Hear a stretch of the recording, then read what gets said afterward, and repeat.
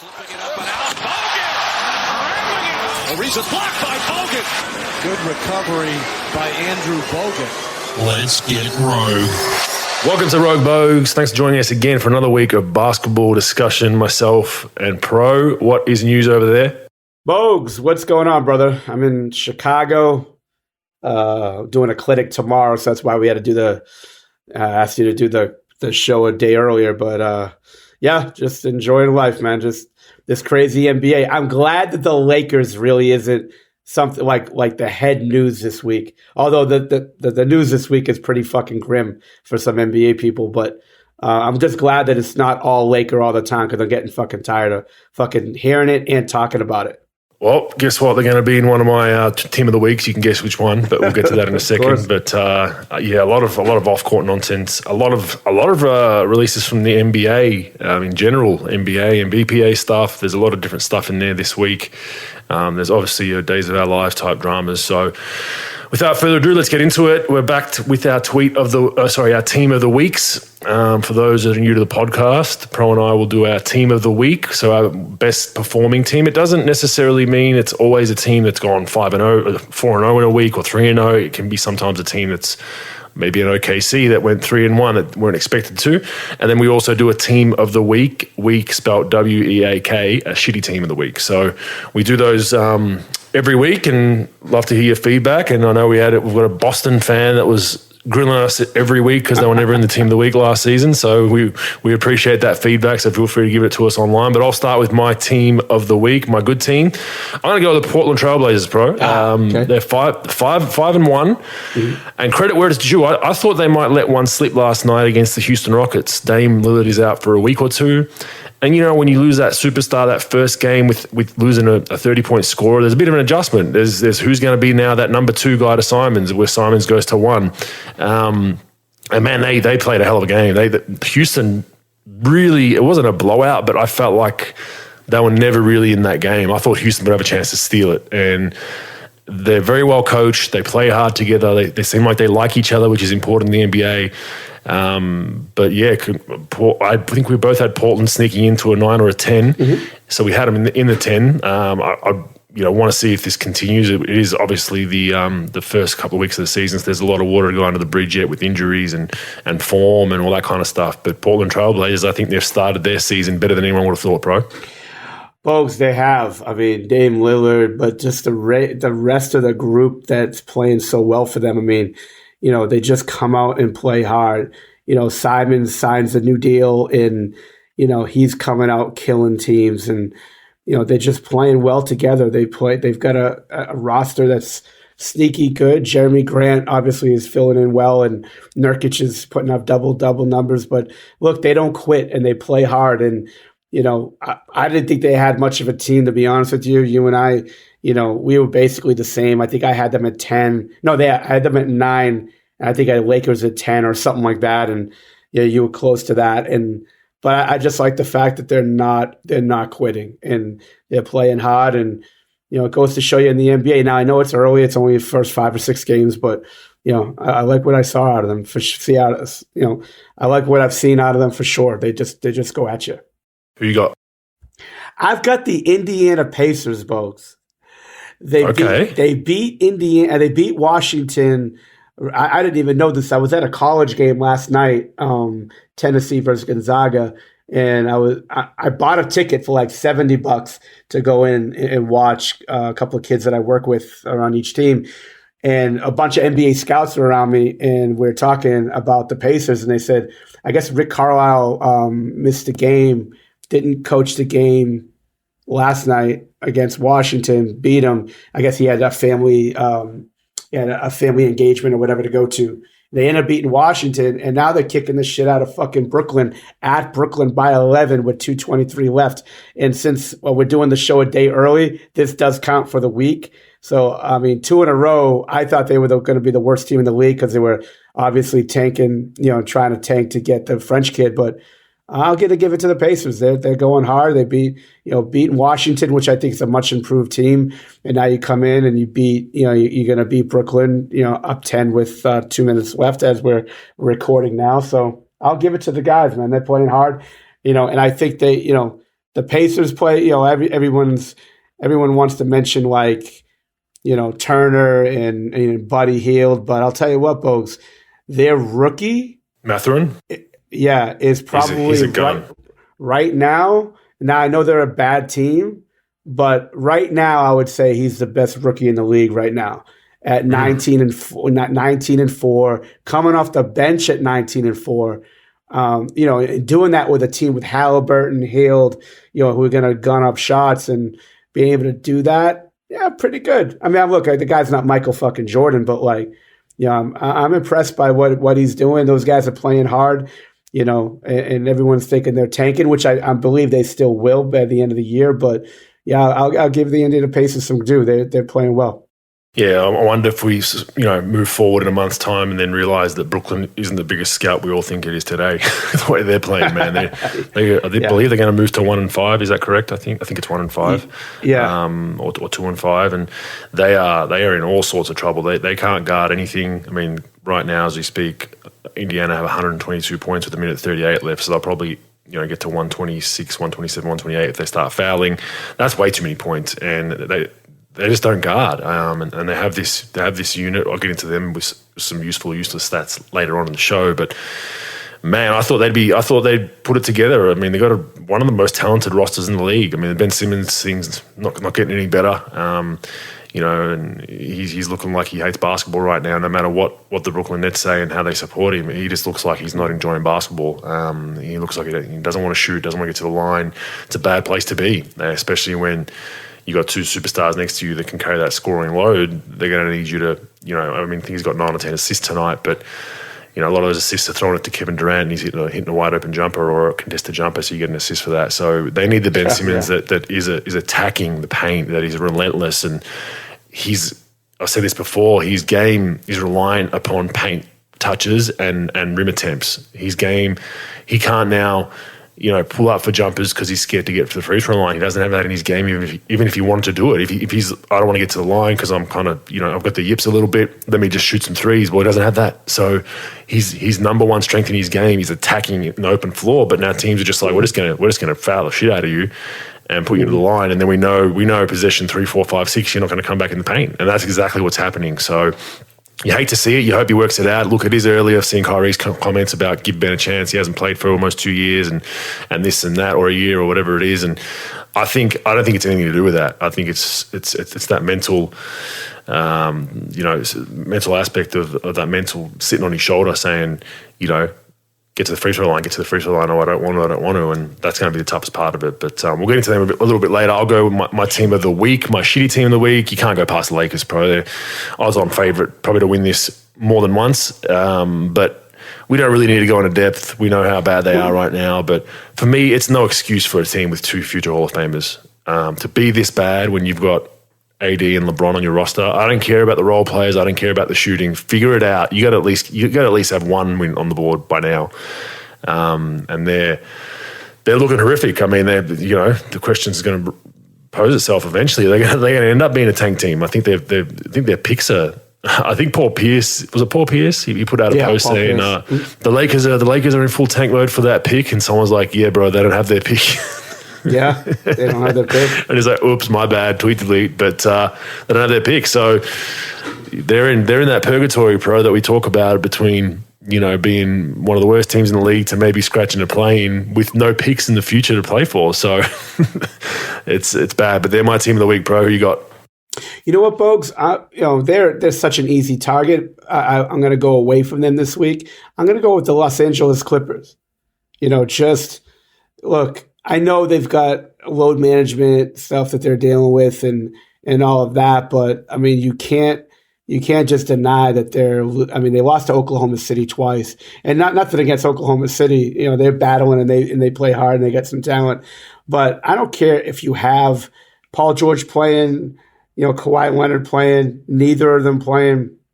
Like, you have a team that has a lot of good talent on it, a lot of good vets that should be able to hammer it home for you and win.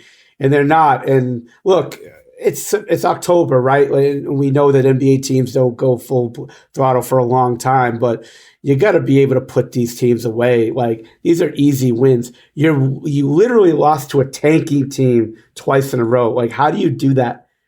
How do you do that? You still have NBA players in your team.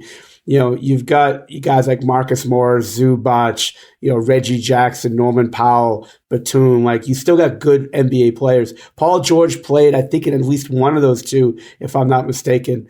But they have to answer the bell because they're going to be messing around with this, with this stuff with Kawhi for a long time. So they're going to have to figure out how to handle being in these tough situations with these teams without their superstar or both of them. Because of load management. But I still think you should be. Look, if they were playing like Milwaukee, if they were playing teams like that, like, Boston, Milwaukee, even Philadelphia, and you lose to those guys, they got talent, that they got big time talent. You expect that. But teams are in a lower tier, you got to be able to put away, even if one of your superstars is out, even if both. This isn't like the old constructed Clipper team. I mean, they added a lot of firepower to this team. I mean, even John Wall, I'm not a huge fan of, but he's averaging 15. Like, you've got him, you've got Norman Powell for the full year now, and you've got all these other guys that you have in your team. Even Luke Kennard could help you. I just expect a little bit more out of them. I don't expect them to win 70 games or anything, but you expect them to be able to beat the lower tier teams, even without, even if they're not at full capacity on their roster, Yeah, but I mean, I'll say it again. I said it last week. I mean, I made a point of it. They need to play together, man. Like, yeah, I get the load management. I'm not going to be a hypocrite. I was load managed through portions of my career. Mm-hmm. But in the bulk of when I was part of the Warriors' journey of going upwards, I played a lot of games. Draymond played a lot of games. We played together a lot, man. And you have to go through those in-season battles of losing a close game with your core group, being involved in you blow out a team one night, then they blow you out back. Like, you got to be involved in that up and down of the NBA season with your guys. The issue with them is, like I said, one game PG rest, the next game Kawhi, the next game this guy, and sometimes both of them miss. I get you want to be healthy come playoff time. I don't think that formula would work well for the Clippers historically, right? That they need continuity to play together. Now, if this changes post the new year, if this is their plan, then fair enough. Obviously, they're not going to release that information now and say, look, we're going to do this for 2 or 3 months and then ramp it up. But there's going to come a time in the NBA season, which I think is probably before All-Star break. I'd like to see it late December, early January, where, the only time we're going to rest guys is maybe a back-to-back, and that's it. You got to get these guys playing together. You got to figure out rotations. You got to figure out, can John Wall play with Reggie Jackson at the same time at the 1-2 sometimes? Is John Wall a good point guard next to PG and Kawhi? Who's the big guy in that lineup that complements them? Can we play Powell at the 4 for stretches? Marcus Morris, one of the Morris twins. Morris, yep. Yeah, how's he fitting in? Can we play him stretch 5 at times and take Zubac out? Like, you can't figure that out in a playoff series, man. And that's my biggest gripe with the Clippers. And I picked them as being one of the better teams. Is like, they gotta fucking play together, man. Like, and I get, like I said, I get the injury thing and keeping guys healthy, but that's my one thing with them. It's not a talent issue for me or even anything else. I haven't seen them fully healthy play together for 10 straight games ever. And until I see that, I'm actually taken back, chopping and changing like analysts do, Pro, where I'm not overly confident. I didn't think they would do this coming into this season because I was under the assumptions that Kawhi had that whole season to rehab. Because remember there was talks he might be back for the playoffs last season. They were loose talks. So I thought, shit, he's going to have a whole another 4 months, 5 months till camp. He's going to be 100% healthy. He's going to play every game. So I thought, I based my prediction on that. These dudes are going to be healthy. Well, he's still not. PG's still kind of missing games every now and then. But I think I like that. The Clippers one's not one you'd usually pick. What are they right now? They are 2-3 and lost to 2 bad games to a bad team. So they need to fix that. But for me, the Lakers, they are the last remaining team now that has not got a win on the board, Pro. The Magic have won a game, and the Kings just beat Miami, although they almost looked like they were going to lose that one when they made a little run, but they held on. Some other surprises, if we just quickly glance at the standings, I mean, Brooklyn Nets, they're 13th right now. They're going to move to 1-5 at the end of this game. Miami have not started as well as they would have liked. 2-5 down the bottom of the table there. Philly's starting to find a little bit of a rhythm. Matisse is back in the lineup. I think that was a no-brainer. Talk about them a little bit later in the stats segment. Charlotte, consistent about where I thought they'd be. Surprises in the top four. I mean, Cleveland's playing really well right now. They've won 4 straight. They beat Boston in Boston. I caught the end of that game. It was a really good game. They made some great plays at the end of regulation and overtime. Atlanta's up there as well in the East. Any surprises for you in talking Eastern Conference right now, Pro? Eastern Conference. No, like I was a little surprised at the Boston game last night. Boston losing to Cleveland, but it's funny, like Atlanta is a little bit of a surprise for me because Trae Young, even though he's putting up points, is shooting the ball terribly. I didn't expect I expected them to be a little bit in the tank, but they're holding pretty strong at 4-1, with 2 in the East. And I'd say the Knicks, but it's early. The Knicks being 3-2 is a little bit weird to see them up, but they're only 3-2 and it's so early. So not a lot of surprises so far.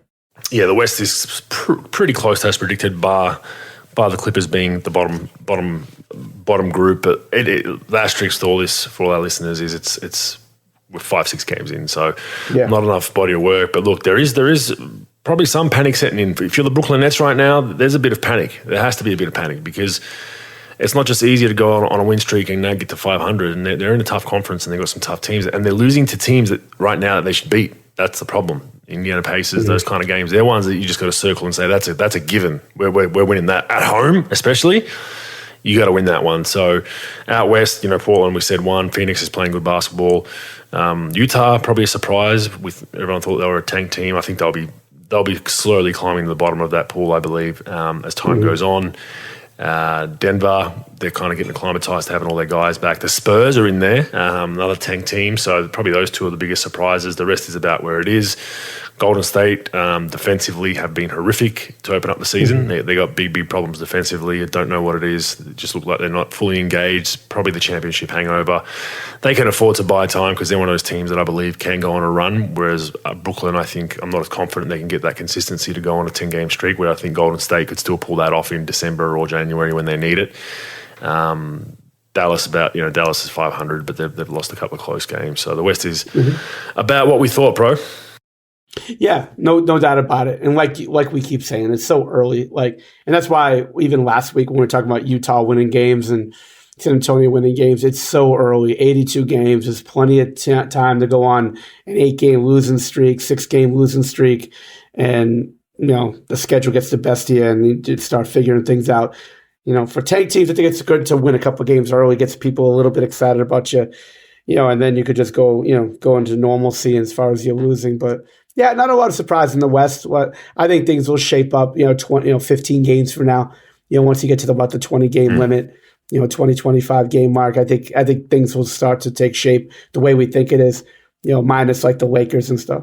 Yeah, and it just is nice to see the tank teams winning because we've spoken about one of the best prospects to ever come into the NBA draft, a once in a generation player, a lifetime player, and everyone's going to tank for him. And it's nice to see that go against the grain, at least in the first couple of weeks, Pro. So, you don't want to see teams come out and just blatantly do it from the start. So it's nice to see them competing.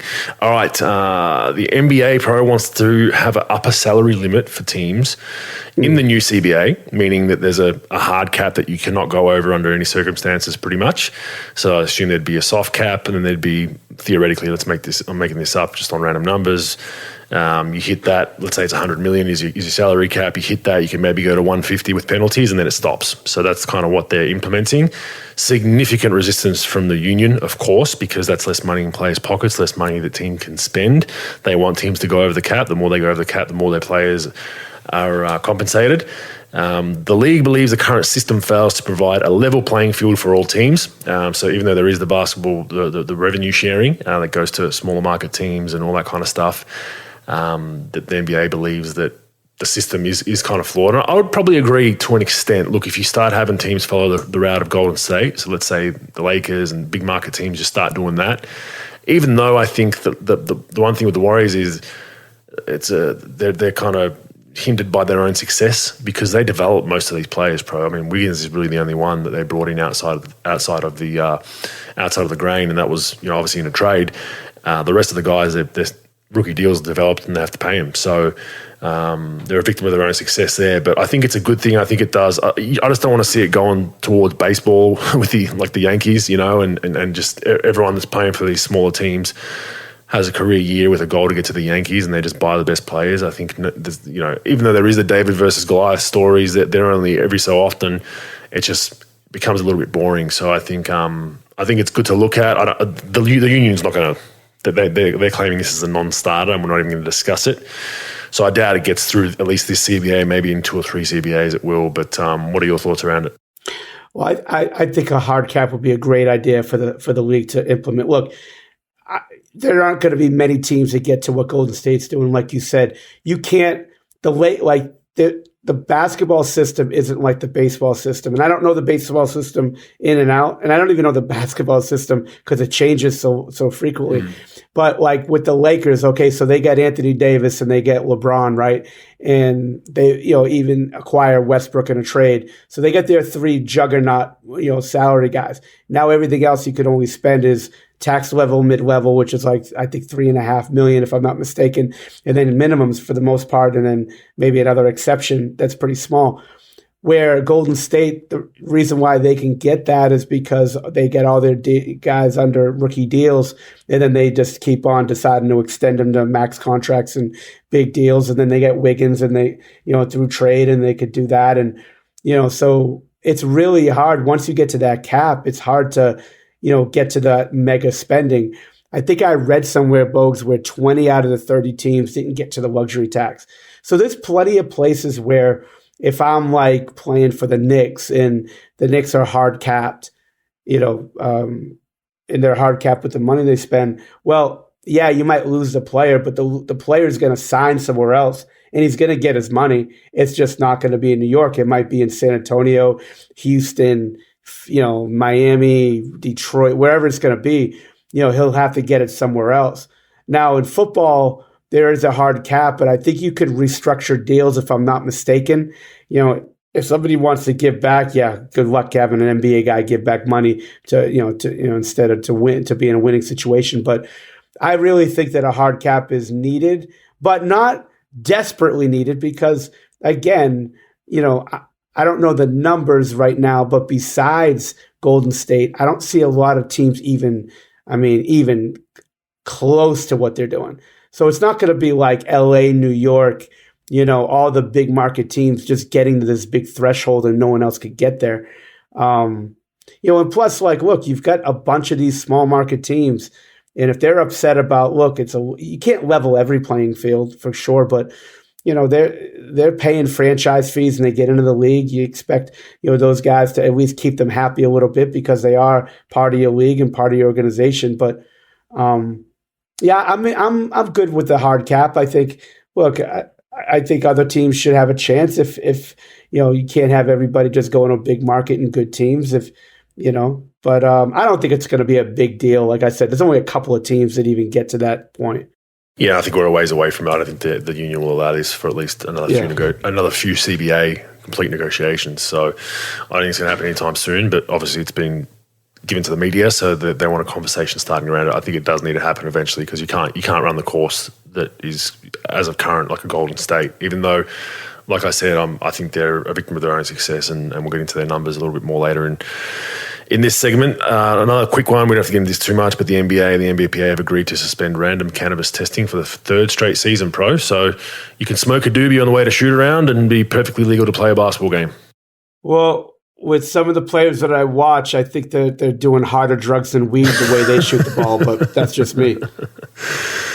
Yeah, this is always a tough one. I'm not pro or anti. I think studies have said that cannabis definitely has its pros, especially for recovery and for ailments and for body aches and for mental well-being. But there's also a slippery slope too. If you overdo it, it can have a detrimental effect to your performance as well. And you just hope. I don't think guys are silly enough to do it on a game day, but even if you did it late night, early morning, midnight, 1, 2, 3, and you're probably going to have some remnants of it at shoot around. So interesting that they've waived that, but I don't really mind it too much, Pro. I mean, worst case, a guy just sleepwalks through a game if he's high. So they sleepwalk through about 38 of them anyway.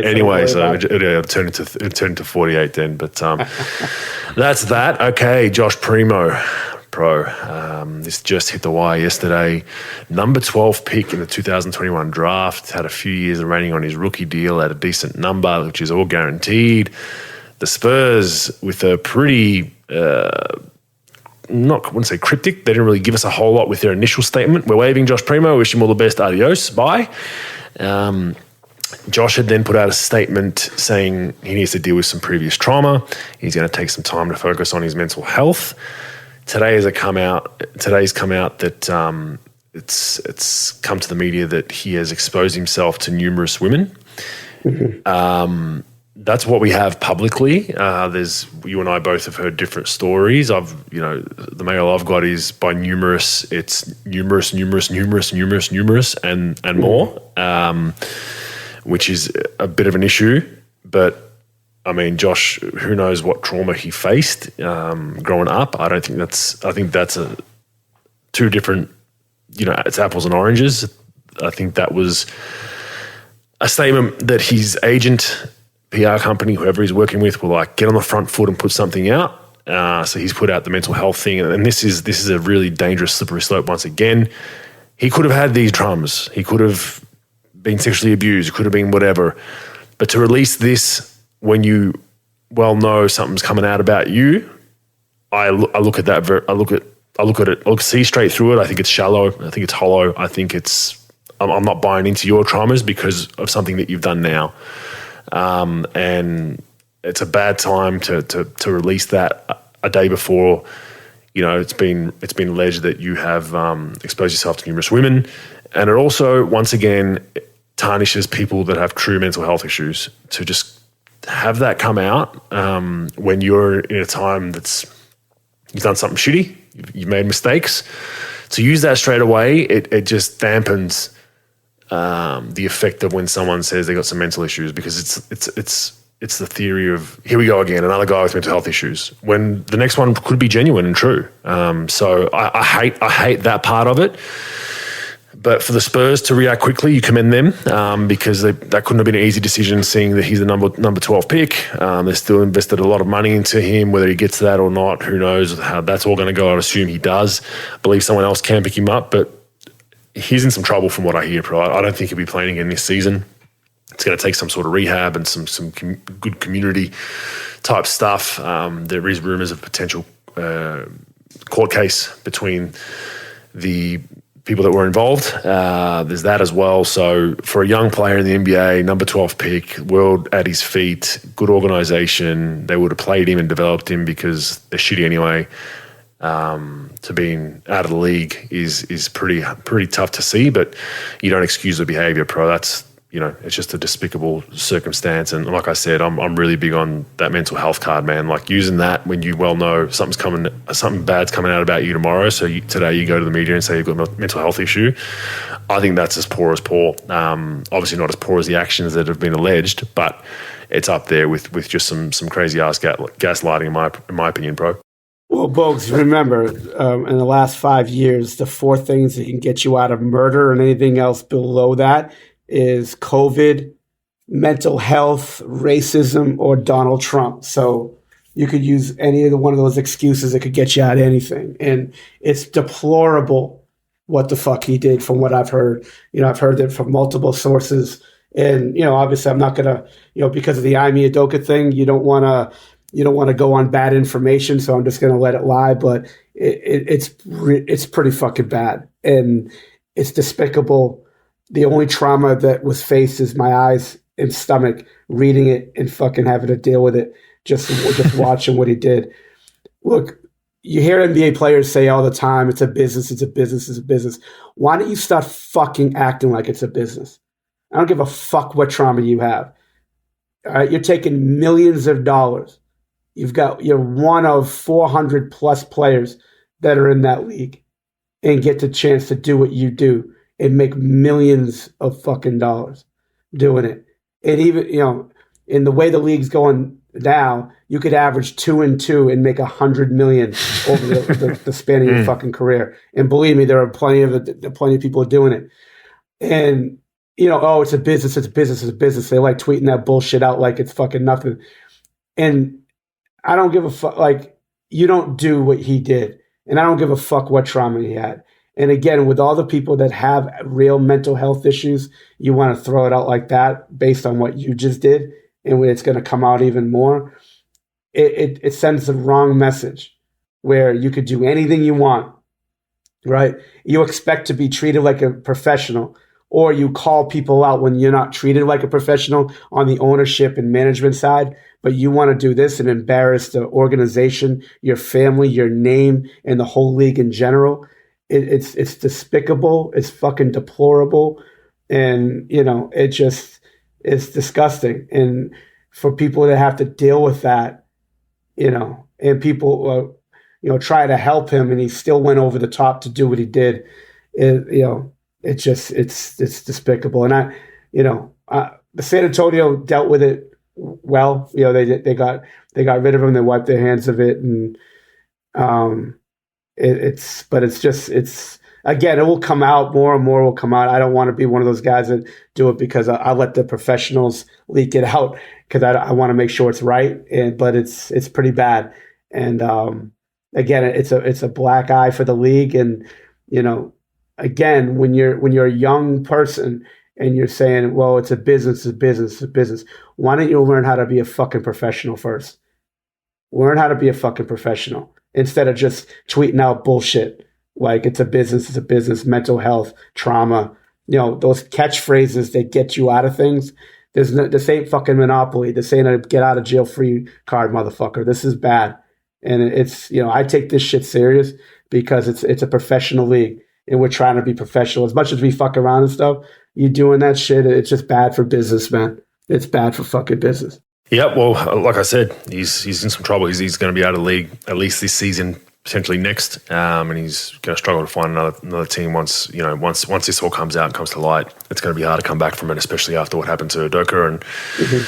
And like I said, I'm not condoning it, but the penalty that he's received as a coach, as we've discussed, is the penalty for players needs to start to be similar. If you want to talk about, executives and this and that being punished for saying things or doing things, or owners having teams taken from them, this is all going to come towards the players as well, and we're seeing that now. And I think he's going to be kind of not looked fondly upon from numerous NBA teams for a long, long time. He's going to have to have his come to Jesus meeting and all that kind of stuff, and then hopefully he can come back and learn from his mistakes. But he's in for another guy, Eric Bledsoe. I don't know if you followed this, but he announced that he's signing in China last week, which I thought was strange because it's still October. He could still potentially get picked up by someone, keep his foot in the door for now. He announced that pretty quickly, and then it comes to light that he's been arrested for domestic violence. So I don't know. The arrest, they said, was on the Wednesday. I don't know which one was first, but to put that kind of announcement out, and then the domestic violence charge comes a couple of days later was interesting. You can read into that. I don't know if it was strategic or not, but it definitely was strange.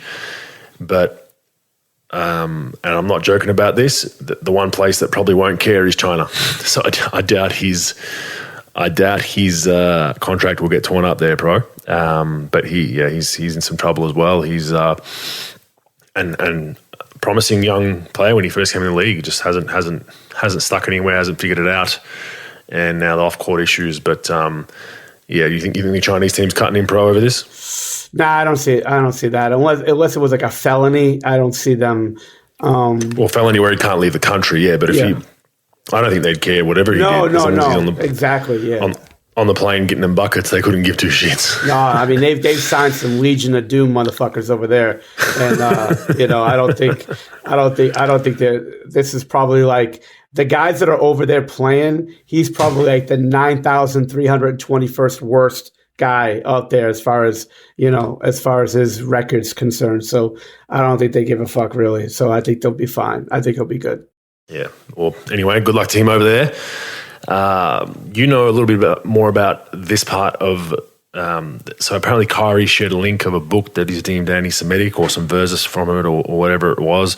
Joe Tsai, the owner of the very team Kyrie Irving plays for, has come out and criticised. He quoted as saying, "It is wrong to promote hate based on race, ethnicity or religion."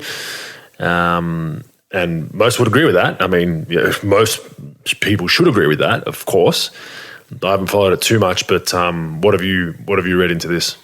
Yeah, so the book, I guess the book has something to do with obviously Jewish people and I think African Americans as well. And it was put out by some radical Black Hebrew Israelites. And, I guess it's pretty strong stuff. There's like an Amazon link that he was sharing.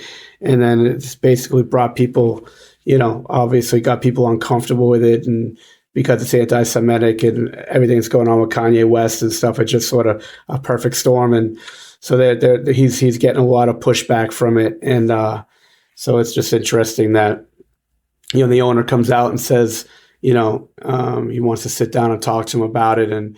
But look, man, this is nothing new, not the anti-Semitic stuff, but this nothing new that he goes sort of against the grain on what he's trying to do, what he does and how he uses social media and, basically, again, it's like the NBA, Bogues. Most NBA players call out people, call out other people for doing different things. It could be racism or it could be this or that.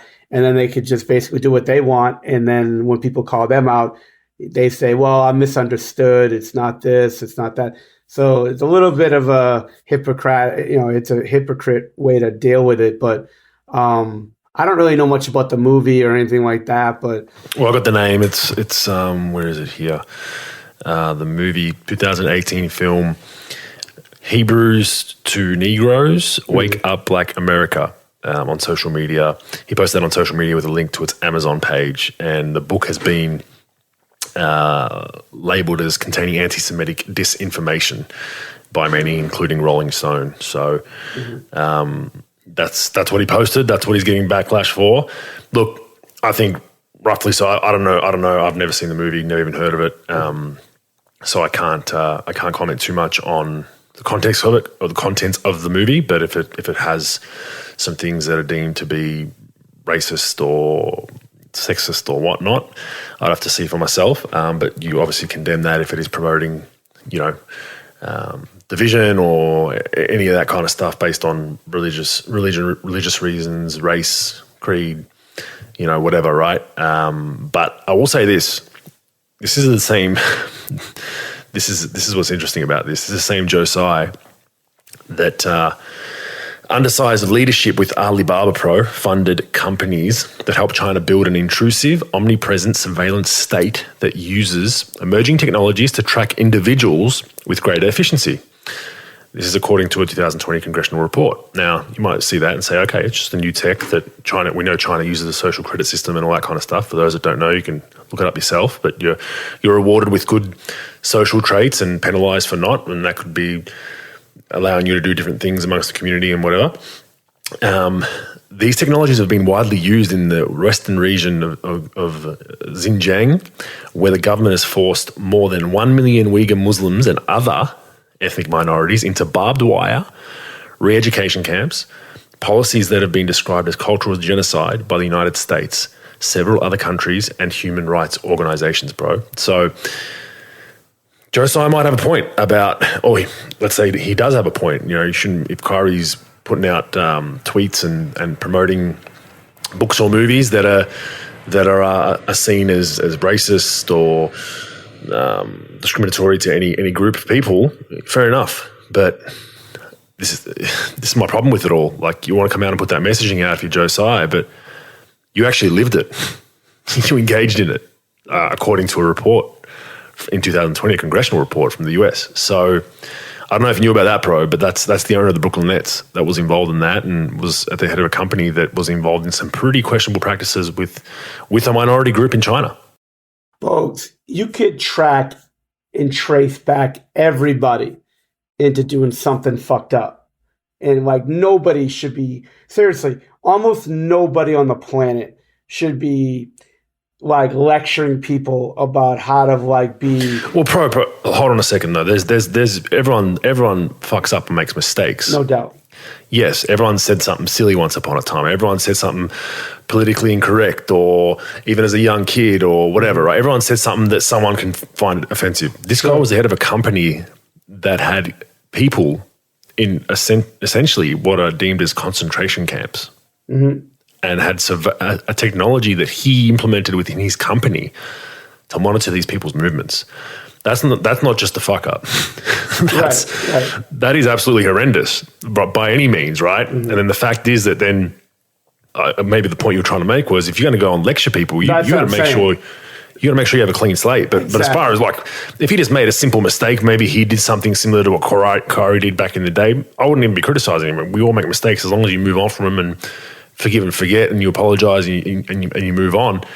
But this guy was the head of a snake that was pretty poisonous, man, you know, and I think that's very hypocritical. Without question. And that's what I was trying to say. It's like, you know, you want to lecture. And again, it's the same thing. We talk about Steve Kerr lecturing everybody on a daily basis about, you know, bad people in the world and, you know, you got to be great people and this and that. This person's bad. This person's bad. Yet, you know, like turns the other cheek on certain things.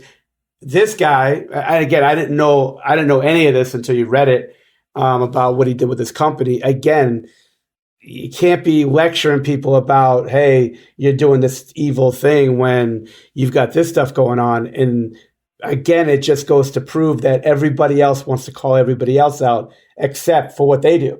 Like everybody wants rules and regulations until it call people out for it, until it has to affect them. And it's fucked up. So yeah, it's that's some fucked up shit though. That's some like Jack Bauer 24 shit or some fucking Jason Bourne shit. And about the tracking people and all that. That's some weird stuff. If people want to see the post, it's from Drew Pavlou, who's an Australian who was recently arrested. He's a human rights activist, and he was recently arrested in England after the Chinese government made fake emails in his name and called him bomb threats, and he ended up getting arrested, the poor guy.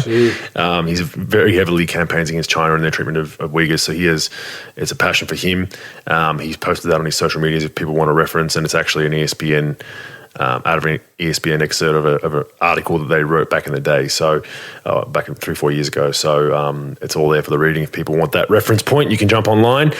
There's also the Kanye West Fallout Pro. You followed this a little bit closer than I have. Obviously, once again, some anti-Semitic comments has seen him completely cancelled off the face of the earth, lost his basically all his platforms to promote himself. I think all his social media accounts. I think Adidas have actually, or Adidas as you Americans say, have actually got rid of him, which was an interesting one because he makes them a lot of money with those shoes. They've moved on from him, but the fallout of this is there's some kids that are affected. Pro, can you break that down for us? Yeah, so he started the school called Donda Academy in the last year or so. And basically it's a prep school. I don't know if regular students are there. I think there are regular students, but mostly because of the basketball team. Basketball team's got a bunch of, you know, big time players that are ranked highly in their class. So they get invited to all these programs across all these tournaments across the country with some really good teams that are playing in it. Well, because of the anti-Semitic thing and the cancellation of Kanye West that heads up the school, they got uninvited from all these big time tournaments. So basically, and then there's a lot of fallback from students and parents of the students that are at school, and people pulling out and things. So they basically discontinued the school for at least a year. So they basically have these kids with no place to go as of yet. They'll be picked up, within 72 hours of leaving school, most of the kids, because a lot of them are highly regarded. Well, Jaylen Brown, that I didn't even know this, Kanye West Donda, I guess, has I want to say they've got like a sports agency that represent players or does some marketing or whatever for players. And Jaylen Brown left the company. He disassociated himself with it because of the remarks that Kanye West did. And, it wasn't his deal. Obviously all the stuff, the cancellation, all the he probably cost himself. Kanye West probably cost himself over $500-600 million with all the endorsements that he lost. So, and Jaylen Brown was just the cherry on top, right? And so now the school has to shut down because of the anti-Semitic stuff, and everybody else canceling. So everybody else is, like jumping on board with this. And then he tweeted out, "Oh, I didn't want this to happen." Well, yeah, I mean, look, in today's age, you say anti-Semitic stuff, you're going to get ruined for a long time. So everybody got to see this coming, but you're basically part of the reason why that he got canceled, and now you're cutting back. Well, I don't want the kids to get hurt. Well, I mean, that's just sort of what happened. So basically, all these kids, these all-American kids that are like, really good team, they're stuck without a team, a school. They got to go to other schools, which again, other prep schools and things will gobble them up. That's just sort of how the U.S. system works, especially if you're really good. But yeah, it was weird. I mean, they just shut down probably within 2 or 3 days of like the whole tidal wave of cancellations that the school had to close down, and now these kids. And those kids, it just sucks for those kids. Yeah, it sucks. It absolutely sucks that they're involved in the crossfire. So there are, people that get caught in this that had they weren't part of it, anything that they didn't tell Kanye to say this. So you'd hope that cooler heads prevail and someone either takes over that academy and helps those kids at least get through the year so they can go and find other schools or academies. They're probably left in limbo for the next couple of months, and that's despicable. So hopefully maybe even Jaylen Brown can figure something out and call it the Jaylen Brown Academy and just have it continue on to an extent. I'm sure they can fundraise enough to keep that going, but you just hate to see someone's comments and them getting punished. Also, there's a trickle-down effect of the numerous, I'm sure, not defending Kanye by any means. I'm sure there was other charities and other people that he was involved with or helping or doing this or that, and they've probably all distanced themselves now. So who loses? It's the community and the kids. So hopefully cool heads prevail with that and they can get that sorted out. But lots of drama, man. Lots of drama, and Kyrie and Kanye and all that kind of stuff. And I mean, it's just a crazy time. It's just better off. I mean, you want people to have their freedom of speech, but you got to be very careful with once you start putting out comments that people either deem or that are divisive and whatnot. There's going to be some blowback with that. So it's a shit show. Hopefully those kids can get it sorted out. All right, next one. We have the Warriors Pro are officially the highest valued team in the NBA. I don't know if you saw this. They are valued at $7 billion as of today. I thought it was interesting just because usually the Lakers or the Knicks hold that mantle. Mm-hmm. The Warriors have gone up 25% from last year, wow, which is interesting. They generated the most revenue last season with $765 million. That's after paying the revenue share that goes to other teams. But they also have the most operating income in NBA history with $206 million. That's obviously outside of paying players and whatnot, I believe. But the league average for valuations right now is $2.86 billion, so they're at $7 billion. I mean, congratulations to all these. Joe Laker, Peter Gruber, they've built a monolith of a business out of that club that was a turnstile of an organization right before I got there and when I got there, and no one wanted to be there, and built a new arena and had a grand plan, and he's fulfilled that plan, and I think they deserve it. People look at it like, $7 billion, that's crazy. But the fact that his operating budget is the highest in NBA history tells you that he's reinvested in that as well. He's putting a lot of money into that thing, and for those not familiar with finance and accounting, he doesn't have that $7 billion. That $7 billion is just a paper valuation. So they're still putting money into that club to run it at $206 million. Now it helps that they've got it to a point where they're making $765 million in revenue, but he's reinvesting that into the club. So I think deserved success, kudos, applauds. I think it's fantastic from where that club's came, and he paid $450-500 million for it, and it's worth $7 billion today. So it's a pretty good investment. Bogues, it's unbelievable, man. Like you said, when you got there, it was to the point where it was just a turnstile program for sure. I mean, look, it was still in San Francisco, still Oakland, and still worth some money. But to bring to bring the organization to where it is. Look, we get lectured all the time by Lacob and things. I get it, like with a monumental organization and things like that. Hey, look, he put his money where his mouth is. He earned it. They make an astronomical amount of money for home games and finals and finals and playoff home games, and they've done a lot and they set the standard for a lot of things that they do. So I mean, you could give him all the shit you want. The guy's produced, and it's amazing. But with that new arena, their location, what the team's doing, the assets on the team, basically how they promote it. Yeah, it's all big time things, and man, that's a great accomplishment. Again, you would still think the Lakers. I mean, the Knicks have run themselves into the ground for so many years. Even the Lakers haven't been great, but at least they've got a championship in LeBron, and they're in LA, and they got a lot going for them, media deal and all that. But yeah, it was a little surprising when I heard that today. It was sort of in one ear or out the other. I didn't really think about it, but that's a great accomplishment for sure. It is. Great job, Warriors. NBA challenge, rule tweak suggestion from me. I think the NBL's got this one right, Pro. So the NBL has the same challenge rule as the NBA. The only kicker is if you get it right, you keep it. Do you like it or not? If you get it right, you keep the timeout? Keep everything. You keep your challenge and the timeout. Yeah. Oh, yeah, yep. For sure. I'm 1,000% behind that. That's great. Yeah, I like it. Yeah. I like it. I love it. And by the way, we spoke about it last week. So the reviews are gone from the NBA period. The reviews are gone.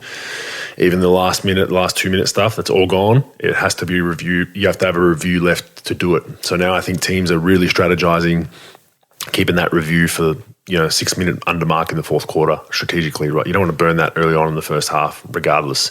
So most teams are now throwing out the first 3 quarters for that rule. But in the NBL, if you get it right, you keep it, and I love it because it's a gamble, right? Like there's teams that will take that gamble in the first, there was a game last night that I was at in Sydney, and the Taipans coach took one in the first minute 20 and lost it. And probably could have used it later on in that game, but I like the rollover. I think it rewards you for being right, and it should be that way, and then punishes you for being wrong. So I liked it. Final one real quick with NBA stuff, Pro. Neiman Marcus, it's a big-time department store in the US, is offering a day-long experience with Scottie Pippen and Pippen Jr., his son. This includes a private dinner, a sample of Pippen's bourbon, boutique bourbon, it's called Digits, and the signed copy of the book, Unguarded, Pro. What would you value this at? How much is it? Oh, what would you value it at? What would you pay? What would you pay if you didn't know, you're a big Bulls fan from back in the day, and you can spend the whole day with Pippen, private dinner, sample of his bourbon, and a signed copy of the book with the Pippen family. How much would you pay for that? $38.21. No, honestly though, if you were like a Bulls fan, I know what you wouldn't pay, but I'd probably say if I could have dinner with Scotty all day, you're spending the whole day with him. Oh, jeez. Yeah. Day-long experience, it is quoted as. Those would be great fucking experiences, let me tell you. I would say $1,000. Come on, man. Look, I'm going to go. Pro's being an asshole. $10,000. Yeah, I'd probably say, I would even say for a whole day with dinner, the son, lifelong Bulls fan, 30, 40, 50K market, I reckon would be fair. Okay. Well, that's way off. That's way off. It's $333,000, Pro. Cool. Are they throwing in $330,000 in your pocket at the end of the day, or what are they doing? Because I saw this and I was like, what the fuck? Like, why 333? Why not 111 or 222? It had to be 333. Well, it's his playing number, Pro. 33. But I thought it was $333,000. I thought they took the $333 because that was his credit rating. I saw this and I thought it was a mistake when I saw the post. I was like, this can't be right. And then I found it and I was like, what the? What's going to happen? That is crazy. Some Saudi Arabian prince is going to do it. Like, that's the only fucking person that could do it. Come on. I mean, $333,000. Like, there are people that will do it for Jordan, but easily. Well, I know Kobe. Remember he went on that tour to Dubai? Yeah. Remember that? Yeah, he was there for 3 or 4 days. He got $1 million for that. But that was 3 or 4 days. right? You got $1 million. That was paid for by sheik that just they have no value or concept of what money's worth. This is in the US, and it's in wherever people's living these days. But 333,000. I mean, I'm just like, man, like that's crazy. That's crazy money. And what do you do? Like, it's got to be awkward for the whole day. Like, I mean, what are you gonna do with him? Like, seriously, what are you gonna do with him? Yeah, after like an hour of him telling you how he's better than Jordan and Jordan sucked. Yeah. No. And back spasms are worse. Yeah, back spasms are worse than the flu. Beginning of the day, it would be Michael was my favorite teammate of all time. By lunchtime, he'll be the most overrated superstar in the history of all time. He goes so up and down in his stuff. But he is. Like I've heard a story about MJ that somebody told me, and again, I think it's pretty much true. I would definitely believe it. Some Japanese investor was opening up like a golf course, and they wanted to like have Michael come in for like 2 days for the year, just sign autographs, fly in private, come back, offer him 7 figures. Could have been 8 figures. I forgot what it was. And he said no to it. Like, it's like you said, it just sort of, it triggered when you talked to me about the Kobe thing, $1 million to go, to Dubai, but $333,000, and plus your. Wonder if any of our listeners will want to do that tour on that day. And you're doubling his book sales by just showing up. It's unbelievable, Bogues. Like no, I'm sorry, no. I know he was struggling at one point financially. I don't think he's anymore because he's the NBA ambassador now, and I think he's got to be at least comfortable where he can live a decent life. I don't think he's loaded, but yeah, 333. Would not do that any day of the week. No way whatsoever. But interesting one. I thought people would get a kick out of. All right, Dabble, social media, that's where they meet. On Dabble, you can follow your friends and mates, talk to the experts, trending tipsters. Don't be like me and copy the bet that I made today because I had Brooklyn in a multi, stupidly thinking that they should beat Indiana. I'm pretty confident at home against Indiana, and end up losing by 9, so don't put Brooklyn in any of your bets. But you can get alert when all your mates and expert tipsters place bets. Most importantly, you can follow me. I did have a big win at the start of the season. I'm trying to get another one for everyone out there. So go download the app, Dabble socially, gamble responsibly. All right, NBL Australia Pro, the Bullets, who were winless when we spoke last week. They found their medicine, and it was playing the Illawarra Hawks in back-to-back games and beating the shit out of them. So they thumped them, and they're off the mark. They got 2 wins now, so good to see Aaron Baines and squad getting a win. The Illawarra Hawks are in some trouble. They're not looking too good. The Adelaide 36ers, who came back from the US after that trip of beating the Suns and a lot of hype and fanfare, they got absolutely smacked at home by the New Zealand Breakers. Credit to New Zealand. They came in and just beat them up. A little bit of... hearing some word out of Adelaide that their trio of 3 imports, there could be one in that trio that not many are getting along with in that squad pro. So there's a bit of the love boat isn't as lovey as it once was. I think there's some issues there. Most people that watch their games can figure out what I'm talking about. Body language, up and down. When playing well, one of the best in the league. When playing bad, it's like the sky's falling down. So they're going to have to get that cleaned up. But I've heard there are some rumblings. There are some tensions in that camp right now. So that'll be interesting to watch. The Perth Wildcats have dropped a close one at home to Southeast Melbourne. So Southeast Melbourne have kind of been the bogey team for the Wildcats. They famously knocked them out of their however long playoff streak they had last season and finally knocked them out of the playoffs for the first time in 20, 30 years, whatever it is. I don't know the number. But that was a good game. Double OT thriller in Illawarra. Melbourne United ended up winning. Melbourne United made big changes to their lineup. They benched their star import, who was the same import who anointed himself the best import in the NBL in the preseason. He ended up being benched, came off and played very well. They ended up getting that win. That game could have went either way. And last night I was lucky enough to be at the Sydney Kings game versus the Cairns Taipans. Fantastic game, pro. Absolute thriller. Went right down to the wire, back and forth runs. It was just a great product to be at live. About 10,000 odd people there, 9,000 odd people, loud. And it was a buzzer beater to win it, pro. So Cairns beat the Sydney Kings a couple of weeks ago on Sydney's home floor. Again, this was the second game on Sydney's home floor again. And there's a player by the name of Kawat Noi, pro, who was with the Cairns Taipans for 2 odd years.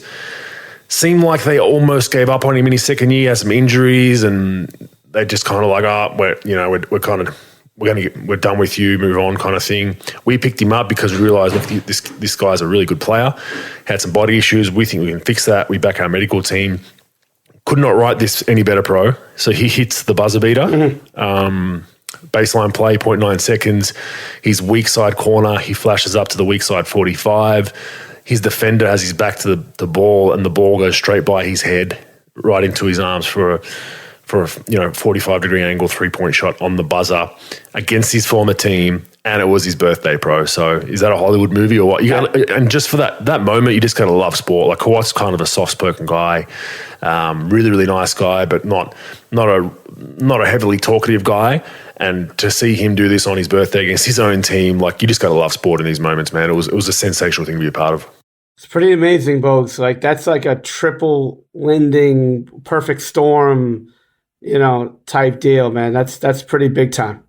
It was a fantastic win, and for those of you who are NBL fans, you would have watched the game. If you're not, I urge you to watch that game. If you live in Australia, you can probably pull it up on KO and watch a replay if you like your basketball, and you're not yet an NBA fan, you're only NBL fan, sorry, you follow this mainly for the NBA talk. I urge you to watch that game because that's kind of what we should celebrate about the NBL. It was a great game and good win for the Sydney Kings. So that keeps Sydney at the top of the table, New Zealand second, and the rest is all pretty close from there with some more games going live in the next couple of hours after we're done recording this. All right, useful or useless, pro. There's 2 teams in the top 10, pro, in both defense and offense to this point. Who are they? One West, one East. Okay. Boston? Nope. Cleveland in the East. Okay. And West? Who's your West pick? I don't know. Golden State. Golden State, their defense has been horrible. I'm just joking. They're bottom 60. No, it's the Phoenix Suns. Our guy Lawndale. Yep. By the way, Suns. So that's. By the way, can he fucking call me back? I mean. You guys were texting. I thought you set up. I saw the group chat. You guys are setting up a call this week, right? I'm still waiting for a call back. So here's what I'm going to do while we're on the air. I am actually picking up Lawndale in fantasy, and I want to know who calls me back first: the real Jock Lawndale or the virtual Jock Lawndale. My fucking money's on the virtual fucking Jock Lawndale. I just picked him up. 3, 2, 1, send, and I'm expecting a call by the virtual fucking Lawndale before I get one from fucking the real one. But hey, he's a busy man. He's newly engaged. He's practicing his arts at home, maybe making some babies. Who knows? So he's probably very, very busy. It's unbelievable. I mean, the back and forth that he does with his teammates on social media is fucking. It's pretty spectacular. He's come a long way from me cutting him first cut out of the Australian national team to fucking his name up. Yeah, to fucking his name up to probably like second, fucking backup, for a he's playing very well. He's playing very, very well. Yeah. 3 ball, he's struggling percentage-wise a little bit with the 3 ball, but what I like is he's shooting them. He was 0-4 last game, I think, the game before. But I think he's in the 20s at the moment. But I still he's a great shooter and can get hot. So I like the fact that he's not backing down and saying, "Oh man, I'm 20%. I better not shoot as many of these as I have been." He's still letting them fly. So playing very well. But yeah, the Cavs and the Suns. Interesting to only have 2 teams in the top 10 in both of those. But useful, useless. Useless because it's only like 6 games into the season. But pretty interesting. What do you think? Yeah, I think it's useless. I think it's useless because it's too early. Most of these are useless because they're too early, but let's try to push on and see. All right, the best and worst lineups this season thus far, pro. So your best line, there's obviously some games that have probably been played by the time you listen to this, so the numbers have probably changed for all the listeners, but the best lineup as of a game ago was New Orleans, pro. CJ, Herb, Ingram, Zion, and JV Valanciunas. Plus 30 in 30 minutes. It's that exact lineup. So there's that. The worst, take a guess who's the worst, pro. The worst lineup. Lakers? It's actually a starting 5. No, it's Brooklyn. Oh. Kyrie, Simmons, O'Neal, KD, Claxton. Never would have picked that. But minus 35 in 49 minutes. So this is from a couple of games ago. But yeah, I mean, useful, useless, or too early. I think it's too early as well. So I'm going to go with useless and beat you to it, but I think it's still too early. But it is always interesting to see what lineups fit where. Oh, for sure. You got useless? I got useless. Yeah, just too early. Just too early. But cool. Hey, Bogues, what's your thought on plus minus? Big fan? Not a fan? You know, only on. I like it in bulk. I think it's useful. Mm-hmm. I've said this numerous times. In small sample sizes, it can be heavily manipulated one way or the other. So, like we had. Do you remember John Brockman? Of course. So he was a workhorse, like 6'5" center. Yeah, just Brockman. Yeah. big barrel chested. We had him in Milwaukee one year. We got him from Sacramento, and his plus minus in Sac was like bonkers, right? But then when you looked at his plus minus, he was 11, 12, 13 guy, and he would get in when they were either up 30 or down 30 and just beat the fuck out of people. And guys are just kind of like, dude, there's 4 minutes left, like chill out. You know what I'm saying? but when he that's how he played. He played hard as hell. And it's not knocking him. I'm just saying, so his plus minus in that, when you look at it that way, was highly manipulated to be high, higher than it should be because he's playing. And then you got the flip side, like, if you put in guys, let's say the Warriors, you put in guys just to finish a game and they kind of coast through it, and then a 35-point lead goes to 20, their plus minus looks awful. So small sample size like that, I don't like it. Mm-hmm. Over the course of 10, 15, 20 games with your bulk minute guys, you can kind of start to see a little bit of a pattern that can be useful, I think. And look, I mean, lineup plus minus on bulk can be very useful to see. Look, coaches might think, like I said earlier, the Clippers thing, does this big fit in with this lineup? Maybe I should go smaller? That can probably kind of help you get more towards a decision if you've got some concrete evidence there with plus minus. But I'm not 100% sold with it, but I think it has a use. But I'm also not a coach that's going to be like making my subs based on plus minus. Yeah, I don't like I'll listen to some podcasts or radio shows, and I listen to Scal and Frank Isola a lot on Sirius, and they like. And I like Isola. He does a great job. He's a funny bastard. And he knows a lot. But it'll be like, yeah, he was a -9 last night. He's a +20 last night. I don't really like to go on that like you, like shorts, just not enough. That's not enough. Like on a one-game basis, the small sample size, I don't see it. I'm not a big fan. But a lot of people aren't. Yeah. A lot of people aren't. I mean, for that very reason. And there's so much different analytics now that it gets so much more in depth. So the real analytics nerds hate plus minus because they say it's just too basic and you got to get more into depth and all that kind of stuff. So I think it has its place to look at it as just another stat as part of your analytics repertoire. But I wouldn't be like, oh, we can't play you because your plus minus is bad. It's like, well, there's other circumstances. You know what I'm saying? So, All right, DeMar DeRozan has hit 20,000 points pro career points, which is pretty impressive considering. He's not a knockdown, or not known as a knockdown 3-point shooter. Gets a lot of his buckets the old school way with long twos and fadeaways. Mm-hmm. But 20,000 points, I don't think we talk about how good of a player he is enough. Useful, useless.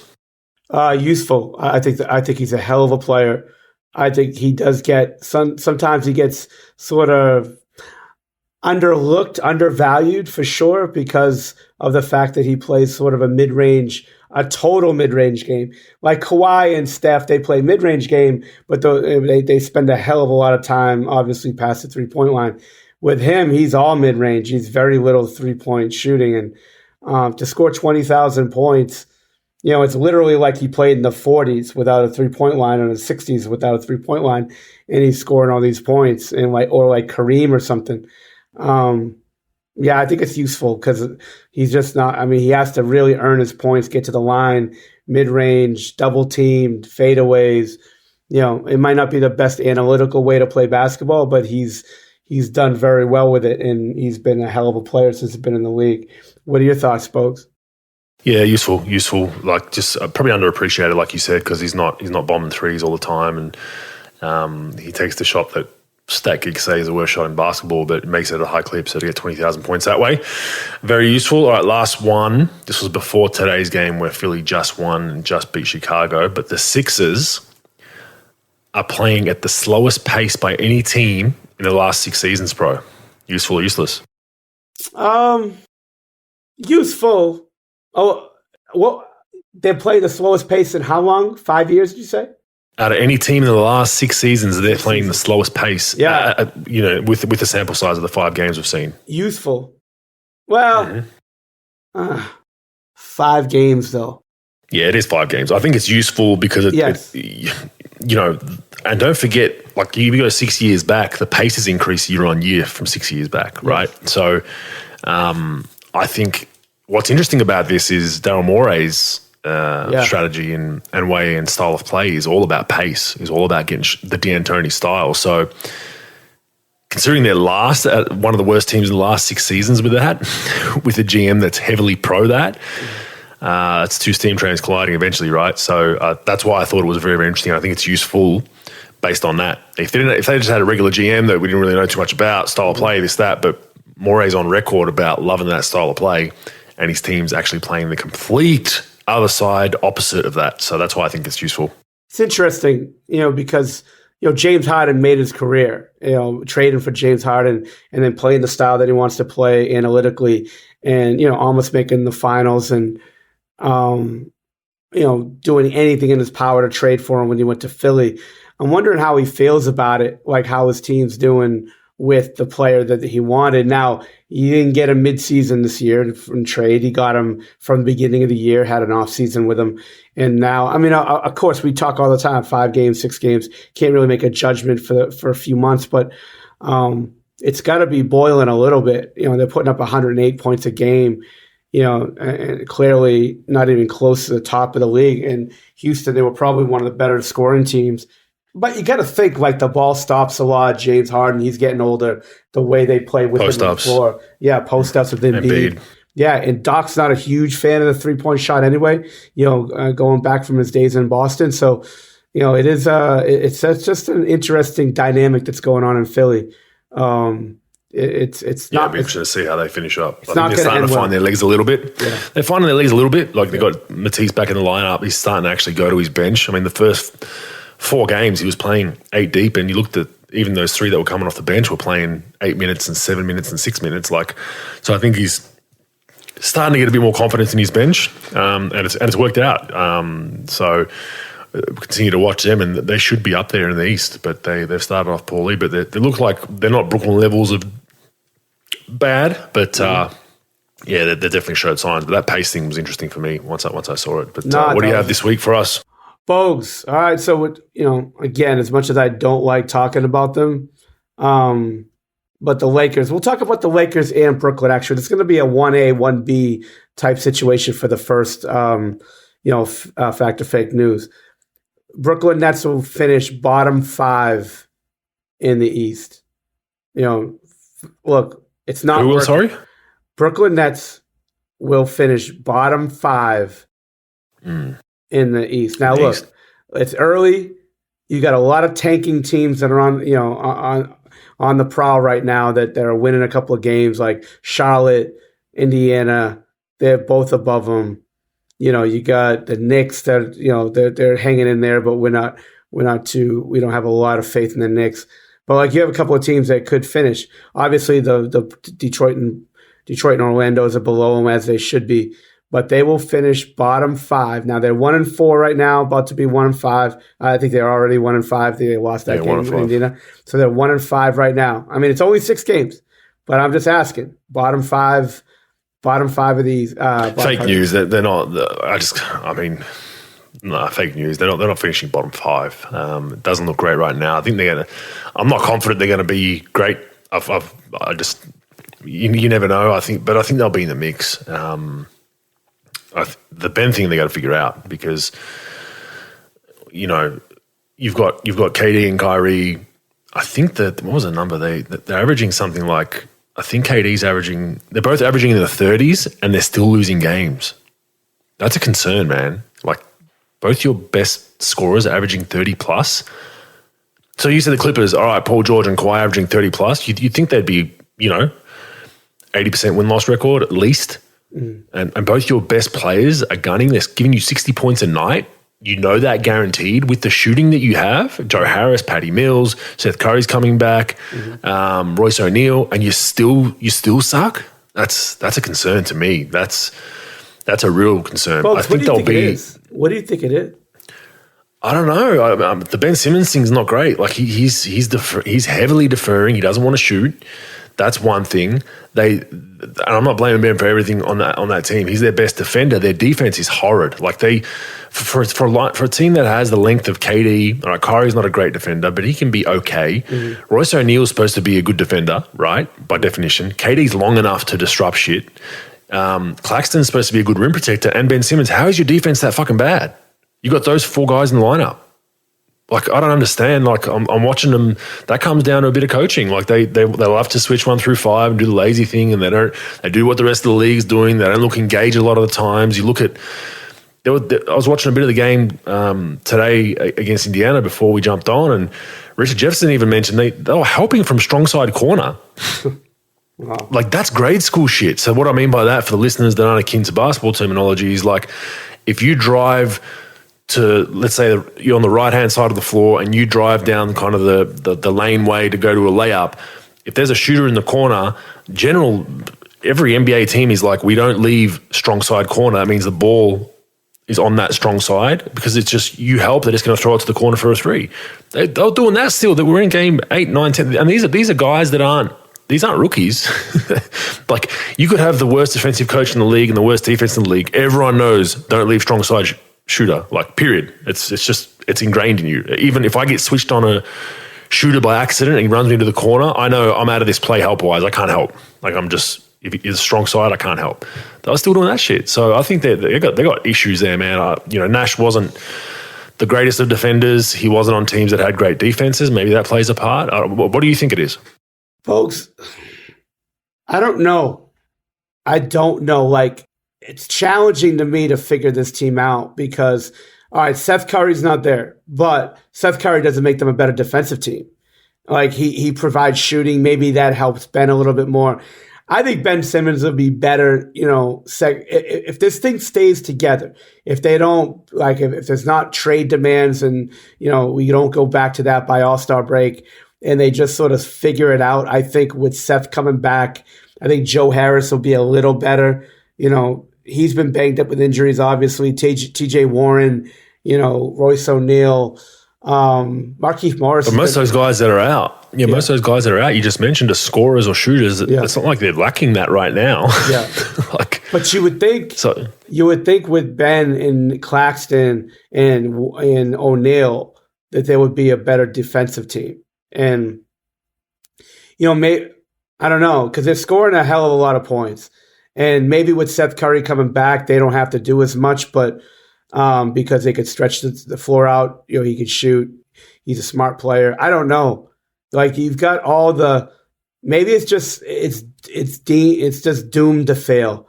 Maybe it's just one of those situations from the offseason with the trade demands, Kyrie's deal. I don't know. Like, remember last year we were talking and I was for them not trading Harden and just sticking the thing out. I'm all for, like, not making decisions today and say, look, let's back off. Let's see what we can do. But man, I don't know. Like, you got 2 guys. You got Kyrie averaging 29.6, not counting tonight. You had Durant averaging 33.2.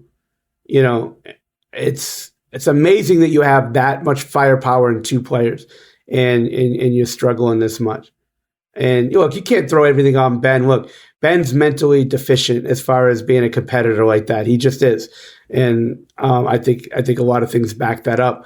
But I think he can get better. I think the expectation just has to be lower for him, and people got to stop thinking that he's this, like, big time, unbelievable talent, and just let him just sort of build equity in his game and sort of go slowly. And maybe by All-Star break, maybe a little bit before the playoffs, he's hitting his stride a little bit. At least playing a little bit like the Ben Simmons of 3 or 4 years ago.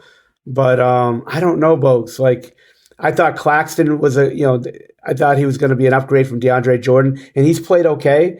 I think he averaged like 7 and 5, but you can't really pin anything on this team. It's hard to say. It's defense for sure, but they've got a few defenders on the team. It's just weird that they're struggling so much at the defensive side. I think that they're going to start figuring some stuff out. They'll start winning some games. I think they'll get out of the bottom 5 I think they'll just scrape the bottom, though. I don't think they're going to be like 6, 7, 8. I think you're looking at 8, 9, 10. They were playing last season, right? Yeah, and I think that's where they're headed this year. And they're like the Lakers, man. They've got this firepower, and they just whatever they throw. They're way better than the Lakers, though. They're way better than the Lakers on paper. Yeah, I'm not saying. Yeah, I'm saying it names wise. Yeah, name wise, and you think they've got two juggernauts that could really do it, and they're putting up numbers, and they still can't do it. And I believe Brooklyn's got a championship on paper. They've got a championship roster. I believe they have a championship roster. Like when you look at names on paper. But it just doesn't. It doesn't fit. I don't think Nash is the right coach for him. I just don't. I think they, could they even respond to a more maybe disciplined style of basketball from a different head coach? Probably not. Not the makeup of the guys you have on that squad. So they're in some trouble. What do you got next? All right, Bogues. So Westbrook coming off the bench. For the 18th time they said he's going to come off the bench. The first 17 they said it, and then they never did it. He's coming off the bench. Does he come off the bench? Let's say 10 games from now, he'll be still coming off the bench for the Los Angeles Lakers. Look, they love to use him as a scapegoat. I think Russ, he deserves some criticism, but he's not the reason why they're losing. Take him out of that lineup. He missed a couple of games ago. They still lost. Now he's off the bench. They still lost. I like it off the bench. I would like to see him there because I think it frees him up to play his natural style of ball. Maybe when LeBron comes out. But I think fake news. I think he'll be back in the lineup eventually. I think Ham's just going to try changing shit up and trying different things. But yeah, I mean, I don't think it's going to move the needle either way. But I think it'll get to a point where he'll be back in the lineup. 10 games. I think he'll be back in the lineup. So I'll say fact. So he'll be back in the starting lineup. You said after 10 games. Yeah, within 10 games. Yeah, like after 10 games, he'll be in the starting lineup. I think he will be, yeah. Yeah, I say fact too. I think that, look, I've seen this to happen 1,000 times in the NBA when a guy, he's a little older, they start sort of pointing fingers and they're like, oh, we're going to bring him off the bench. And, we'll see if he's even there in 10 games from now. I would think he would be. But I think it's just one of those things where they're going to say one thing and then 2 games later, they're going to do something different. I think he'll be starting in 10 games for sure. I don't foresee that. I don't foresee him staying on the bench for very long. But then again, he's probably not going to be there, very long either. All right, last but certainly not least, this whole thing with Kyrie Irving. Bogues, do you think Kyrie Irving will be a Brooklyn Net come after trade deadline? He will be with the team. He will not be that's traded. A good one. Yeah, that's a good one just because of the ownership thing. But I think fact. I don't think you're. Why would you make that move? You might as well just roll the dice and see where it ends up. And I don't think you're bringing in someone for Kyrie that's going to make that much of a difference. It'll be more a move, I assume, for picks. So as far as changing where they're at. KD's not going to want that anyway. They're not going to go into rebuild mode. I don't even know if they can. I think most of their picks are gone, aren't they? I think Houston could flip them if I'm not mistaken, but I'm not sure. Yeah, I think that they gave up the farm for that. So, yeah, I think he'll be in the roster. Fact, I don't think he's going to go anywhere pre-deadline. I think he'll play this contract out and then see what happens beyond that. Yeah, I think fact too. At first, because I don't know where the picks go, so I would have said that they would have entered in a tank mode. Same thing with the Lakers. I would say that they'll enter in a tank mode and just care about LeBron breaking the record this year, and that's really it. But if New Orleans or whoever is going to own their pick, I say that they're gonna grind it out and try to win some games and not care about future picks or anything like that. So I say fact. I'd say he'll be on. I would say he's going to be on the roster by the end of the year because they're not going to. It does them no good to tank anyway. So I would say that. Plus, I don't know what his trade value is. Like, what can you actually get for Kyrie Irving? Like, that's what I mean. Maybe a future first round pick and someone else. Like throw it in maybe. Yeah. But he's going to be a free agent soon anyway. So if the team wants him, they can just wait that out. But I think he's still on the roster. I think they just got to let this go where it goes. And if this roster dies, then at least they can make their moves in the off season. But it's going to be Going to be interesting for Brooklyn. All right, that wraps up our latest episode of the Basketball Series. Appreciate it. Jock, give Pro a call. You know, he just picked you up on fantasy, just put in the group chat. So make sure you give him a buzz. Or he could be like me and JJ Redick and like really want to call me, but don't. Like I don't really want to. I don't really want to block JJ Redick, but you know, it's just too long. Yeah, it's been too long, so I'm just gonna fucking stick with it. He could just stick with the streak just for fucking, just for entertainment value. He's got you in the basement, bro. He's got you in the basement. Yeah. Not taking your shit anymore. Fucking asshole. All right. See you next week. Later. Let's get it, bro.